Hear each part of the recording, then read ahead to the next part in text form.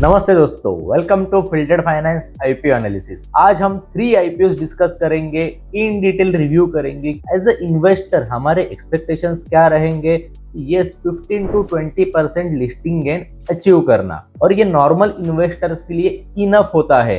लेकिन कैसे हम लोग रिव्यू करें, कौन से फैक्टर्स अफेक्ट करते हैं, लिस्टिंग गेन क्या हो सकता है, सब्सक्राइब कितने टाइम्स होना चाहिए, कंपनी का बिजनेस मॉडल क्या है, ऑब्जेक्टिव क्या है, ये सभी चीजें हम लोग इन डिटेल देखेंगे आज के वीडियो में। 3 आईपीओ एनालिसिस में से 2 आईपीओ कंपनीज जो है वो SaaS मॉडल रन करती है। पहले अंडरस्टैंड करते हैं SaaS मॉडल क्या होता है। सॉफ्टवेयर एज अ सर्विस, यानी कंपनी अपना खुद का वेब ब्राउजर सॉफ्टवेयर क्रिएट करती है एंड सर्विस के तौर पे क्लाइंट्स को यूज करने के लिए देती है। सब्सक्रिप्शन मॉडल पे मंथली, क्वार्टरली, ईयरली, जैसे आपने देखा होगा कैनवा, फिग्मा, सेल्सफोर्स, गूगल, बहुत सारे एप्लीकेशन है, जोहो जैसे एप्लीकेशंस हो गए जिनका मंथली सब्सक्रिप्शन होता है, जिसे हम लोग SaaS कंपनीज कहते हैं। स्क्रीन पे आपको मल्टीपल कंपनीज दिखाई देंगे, इसमें से आपको कोई ना कोई कंपनी पता होगी, तो बस यही जो है वो SaaS बिजनेस मॉडल होता है। फर्स्ट आईपीओ है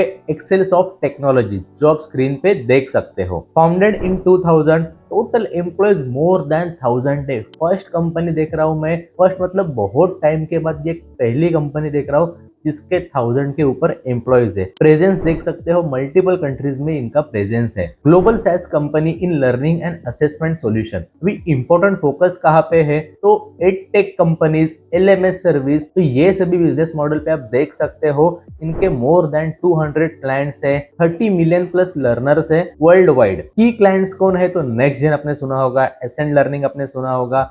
बहुत सारे इनके क्लाइंट्स है जो वेल नोन कंपनीज है, और सब्सक्रिप्शन बेसिस पे ट्यूटोरियल्स या फिर क्लासेस आप कह सकते हो एक लेमन लैंग्वेज में, जिन्हें ये सॉफ्टवेयर सब्सक्रिप्शन बेसिस पे यूज करने के लिए प्रोवाइड करते हैं। आईपीओ कभी आने वाला है, तो 19 नवंबर को आईपीओ आने वाला है। क्लोजिंग डेट रहेगी 21 नवंबर एंड लिस्टिंग डेट रहेगी 26 नवंबर। फेस वैल्यू 10 रुपीज पर शेयर, प्राइस बैंड 114 से 120 के बीच में रहेगा। सिंगल लॉट में 125 शेयर्स रहेंगे। सेल टाइप में आप देख सकते हो fresh capital and offer for sale दोनों भी है। सिर्फ और सिर्फ 500 करोड़ की डिमांड की है, जिसमें से फ्रेश इशू रहेगा 180 करोड़ का एंड ऑफर फॉर सेल रहेगा 320 करोड़ का। बुक बिल्डिंग इशू है, जहां पे आप देख सकते हो प्राइस बैंड दिया गया है एंड लिस्ट हो जाएंगे NSE एंड BSE पे। रिजर्वेशन देख सकते हो, हम जैसे रिटेलर्स के लिए डेफिनेटली 35% एलोकेट किया गया है। अच्छी बात है, ऑलमोस्ट 80 to 90% कंपनीज यही करती है। लेकिन जहां पे मोर देन 3000 4000 करोड़ का डिमांड होता है, इशू साइज होता है, वहां पे सिर्फ और सिर्फ रिटेलर्स के लिए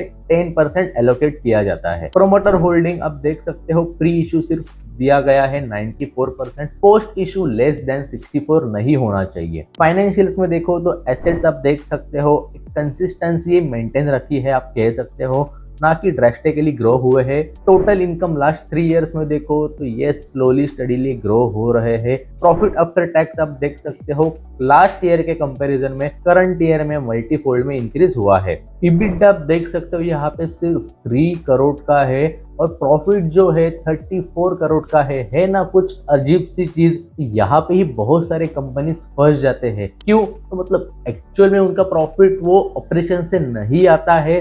अगर कोई FD रहेगी और किसी प्रोजेक्ट में पेरेंट कंपनी की इन्वेस्टमेंट रहेगी, तो वो सेल करके उनके पास जो पैसा आता है उसे वो एज अ प्रॉफिट ट्रीट करते हैं। नेटवर्थ आप देखो तो ये थोड़े से इंक्रीज हो गए हैं। रिजर्व एंड सरप्लस कांस्टेंट हम कह सकते हैं। टोटल बोरोइंग्स भी कम हुए हैं, लेकिन EBITDA जो है डाइसी सिनेरियो क्रिएट कर जाता है। तो आगे देखते हैं अप्लाई करना है या नहीं। ROE बहुत ही कम है। ROCE भी आप देख सकते हो, डेट टू इक्विटी ठीक है। पैट मार्जिन एक्सपेक्टेड है। अगर IT कंपनीज है, सॉफ्टवेयर बेस्ड कंपनीज है, तो 15 to 20% मिनिमम होना चाहिए। ऑब्जेक्टिव ऑफ इशू में आप देख सकते हो कि funding of capital expenditure for purchase of land and construction of new building at the Mysore property. जो प्रॉपर्टी है वहां पे मतलब 71 करोड़ की डिमांड की है, कि रिक्वायरमेंट दी गई है। 80 to 90% कंपनीज का ऑब्जेक्टिव क्या होता है, तो रीपेमेंट ऑफ टोटल बोरोइंग्स या फिर आने वाले एक्सपेंडिचर्स ही होते हैं। Clear cut vision hardly 10 to 15 companies का होता है। अप्लाई करना है या नहीं, तो डेफिनेटली आप चेक करना 21 नवंबर को लास्ट डे ऑफ आईपीओ।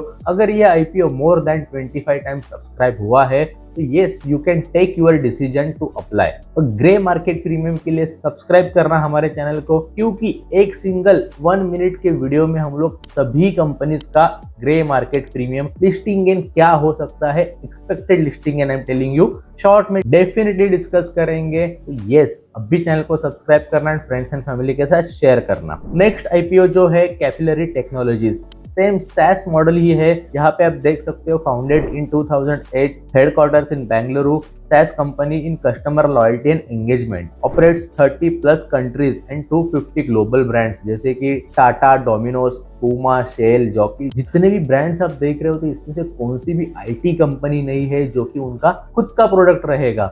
यहाँ पे क्या है तो थर्ड पार्टी प्रोडक्ट्स यूज करते हैं, फिर वो ऑपरेशंस के लिए होने दो, सेल्स के लिए होने दो, तो मल्टीपल सॉफ्टवेयर्स आते हैं जो सब्सक्रिप्शन मॉडल पे चलते हैं। तो जो इनके क्लाइंट्स हैं, अभी डोमिनोज जैसे कंपनी सोचो आप, सिर्फ जो मतलब वो एप्लीकेशन यूज करते हैं डिलीवरी के लिए और XYZ उनका ऐप भी रहेगा, तो फिर क्या वो खुद की एक सॉफ्टवेयर टीम वहां पे रखेंगे? तो नहीं बॉस, आउटसोर्स करेंगे। Same like Puma, Shell, Jockey, ये सभी अलग अलग इंडस्ट्री के ब्रांड्स है। तो सॉफ्टवेयर जो है ये एक सिंगल कंपनी प्रोवाइड करती है, लेकिन वो भी लिमिटेशंस के तौर पे। मैं ये नहीं कह रहा हूँ कि इन एंड आउट सॉफ्टवेयर यही कंपनी प्रोवाइड कर रही होगी, लेकिन फॉर सिंगल बिजनेस नीड की ऑफरिंग आप यहाँ पे देख सकते हो, मल्टीपल है जो आप वीडियो पॉज करके डेफिनेटली देख सकते हो।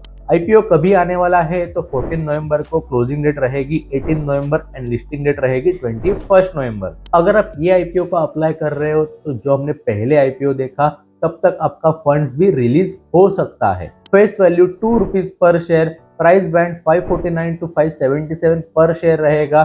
सिंगल लॉट में 25 शेयर्स रहेंगे। अगेन सेल टाइप में देख सकते हो fresh issue and offer for sale है, जहां पे टोटल डिमांड की है 877 करोड़ की, 345 का फ्रेश इशू रहेगा एंड 532 का offer for sale.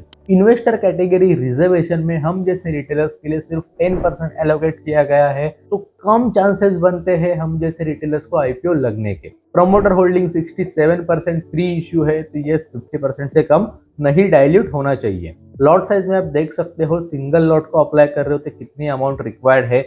Maximum retailer 13 lots को अप्लाई कर सकता है। हर एक आईपीओ का सेम सिनेरियो होता है। स्मॉल एचएनआई कैटेगरी में 14 lots, maximum 69 lots and big HNI category में 70 लॉट्स। लास्ट 3 इयर्स के फाइनेंशियल्स देख सकते हो आप यहाँ पे। एसेट्स आप देखो तो ग्रो हुए हैं अच्छे खासे कंपेयर टू 23 से 24 में। टोटल इनकम सेल्स यानी रेवेन्यू जो है एवरी ईयर इंक्रीज होते गया है consistently. Profit after tax -88, -68 and current year में 14 करोड़ का प्रॉफिट में है। EBITDA भी आप देखो तो माइनस से प्लस में आ गया है। तो यहाँ पे जेन्युइनिटी दिख के आती है कि यस ये एक्चुअल नंबर्स हो सकते हैं। नेटवर्थ भी आप देखना कि यस कंपेयर टू 2023-2024 में अच्छा खासा बढ़ गया है।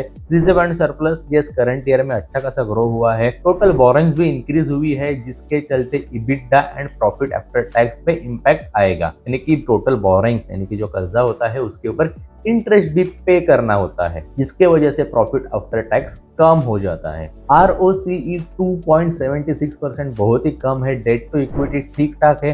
रिटर्न ऑन नेटवर्थ देख सकते हो, पैट मार्जिन सिर्फ और सिर्फ 2% है। EBITDA मार्जिन 13%, पी रेशियो दिया गया है। इतना ओवर वैल्यूड है आप देख सकते हो, और इसके पीछे का रीजन डेफिनेटली मैं आपको कमेंट में ट्राई करूंगा पोस्ट करने के लिए। आगे बढ़ते हैं, यहाँ पे ऑब्जेक्टिव आपको दिखाई देगा, funding our cloud infrastructure cost, investment in research designing development of our product. ये सभी चीजें जो है नॉर्मल है, लेकिन एक विजन होता है जो आपको रीड करके इमीडिएटली समझ में आ जाएगा।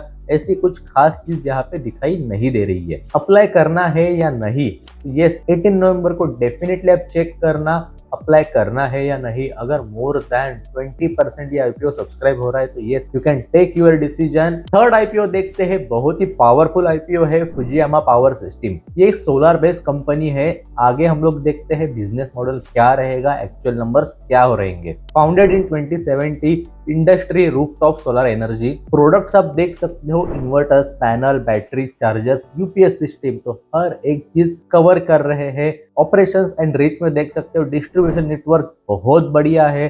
सर्विस नेटवर्क भी देख सकते हो, manufacturing units more than 4 to 5 overall India में है, सर्टिफिकेशंस भी है, एक्सपोर्ट भी करते हैं मल्टीपल कंट्रीज में। आईपीओ कभी आ रहा है तो 13 नवंबर को आ रहा है, क्लोजिंग डेट रहेगी 17 नवंबर, टेंटेटिव अलॉटमेंट 18 नवंबर एंड बाकी सारी चीजें स्क्रीन पे देख सकते हो। लिस्टिंग डेट जो रहेगी 20 नवंबर को रहेगी। रिजर्वेशन में हम जैसे रिटेलर्स के लिए अगेन 35% एलोकेट किया गया है। फेस वैल्यू 1 रुपी पर शेयर रहेगी। प्राइस बैंड 216 से 228 के बीच में रहेगा। सिंगल लॉट में 65 शेयर्स रहेंगे। सेल टाइप में again offer for sale and fresh issue दोनों भी है। टोटल 828 करोड़ का आईपीओ है, जिसमें से 600 करोड़ का फ्रेश इश्यू रहेगा, 228 करोड़ का सिर्फ और सिर्फ ऑफर फॉर सेल रहेगा। प्रोमोटर्स होल्डिंग प्री इशू 99 से पोस्ट इशू 87 आ गई है। और क्या चाहिए दोस्तों, यही एक आईपीओ से हमारी एक्सपेक्टेशंस रहती है। फाइनेंशियल्स में लास्ट 3 इयर्स के फाइनेंशियल्स देख सकते हो। एवरी ईयर एसेट्स इंक्रीज हुए हैं, करंट ईयर में अच्छे खासे लेवल से ग्रो हुए हैं। Again total income, revenue, sales अब देख सकते हो एवरी ईयर इंक्रीज होते गया है। करंट ईयर में भी मोर देन 50% आप कह सकते हो। प्रॉफिट आफ्टर टैक्स ये मल्टीफोल्ड में इंक्रीज हुआ है। इबिटडा भी मल्टीफोल्ड में इंक्रीज हुआ है। नेटवर्क भी अब देखो इंक्रीज हुआ है। रिजर्व एंड सरप्लस साथ ही साथ इंक्रीज हुआ है। अगेन टोटल बोरिंग भी इंक्रीज हुआ है, जिसके चलते प्रॉफिट आफ्टर टैक्स पे इम्पैक्ट आता है। लेकिन ठीक है, सभी चीजें, सेल्स अगर इतने स्पीड से बढ़ रहा है तो टोटल बोरिंग्स भी मैनेजेबल है। ROE 39%, ROCE 41%, debt to equity 0.87, return on network 39.40, PAT margin ठीक है 15 to 20% होना चाहिए था, लेकिन इबिटडा मार्जिन 16% है, हालांकि पैट मार्जिन उतना होना चाहिए था। प्राइस टू बुक वैल्यू 16 एक परफेक्ट हम लोग कह सकते हैं। PE ratio again 25, average company for investors हम लोग कह सकते हैं। ऑब्जेक्टिव ऑफ इशू में देख सकते हो, part financing the cost of establishing the manufacturing facility in Ratlam Madhya Pradesh India, जिसके लिए 180 करोड़ की रिक्वायरमेंट है। रीपेमेंट एंड प्रीपेमेंट 275 करोड़ का, ये कुछ ना कुछ यहाँ पे दिया गया है। लेकिन अगेन सेकंड चीज जो है, repayment prepayment of borrowings same ही है। अप्लाई करना है या नहीं, सभी चीजें अप टू मार्क थी। अब भी सब्सक्राइब कितने टाइम्स हो सकता है वो आपको 17 नवंबर को चेक करना है। अगर मोर देन 15 टाइम्स सब्सक्राइब हो रहा है, yes you can take your decision. Profitable company है, गवर्नमेंट बैक करती है सोलर सिस्टम को, सोलर सिस्टम यानी रिन्यूएबल एनर्जीज को, तो आफ्टर लिस्टिंग भी अच्छा खासा ग्रोथ के चांसेस डेफिनेटली है। Subscribe to our channel, friends and family के साथ ये वीडियो डेफिनेटली शेयर करना। वीडियो पसंद आया तो लाइक करना। Thank you so much.